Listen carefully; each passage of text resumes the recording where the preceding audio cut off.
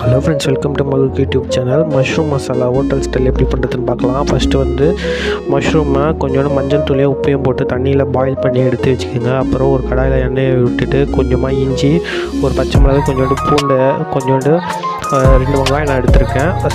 சின்ன வெங்காயமாக பார்த்து 2 எடுத்திருக்கேன். 2 வெங்காயம், கொஞ்சமாக கொத்தமல்லியோட அந்த தண்டு இருக்கு இல்லையா அது, அப்புறம் ஒரு முழு பெரிய சைஸ் தக்காளியை போட்டிருக்கேன். கொஞ்சோண்டு முந்திரி பருப்பு, கொஞ்சோண்டு ஒரு பட்டை, ஒரு ஏலக்காய், ஒரு கிராம்பு இதெல்லாம் போட்டிருக்கேன். போட்டு பாயில் பண்ணி அதை பேஸ்ட் பண்ணி எடுத்து வச்சுருக்கேன்.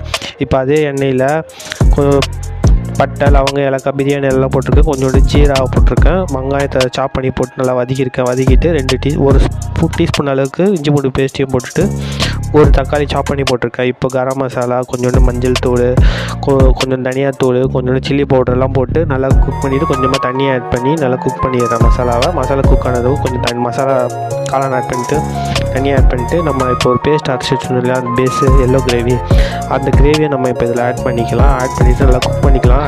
குக் பண்ணிவிட்டு கொஞ்சம் கொதிக்க விட்டதுக்கப்புறம் கொஞ்சமாக க்ரீம் ஆட் பண்ணிக்கலாம். க்ரீம் ஆட் பண்ணிவிட்டு சால்ட் செக் பண்ணி சால்ட் ஆட் பண்ணிக்கலாம். வீடியோவை ஸ்கிப் பண்ணாமல் வீடியோவுக்கு ஒரு லைக் போட்டு நம்ம சேனலை சப்போர்ட் பண்ணுங்கள். கொஞ்சமாக கஸ்தூரி மெத்தியை லாஸ்ட்டாக ஆட் பண்ணிக்கலாம். சப்பாத்தியோடு இதை சர்வ் பண்ணி நம்ம என்ஜாய் பண்ணுங்கள். ஓகே ஃப்ரெண்ட்ஸ், பாய்.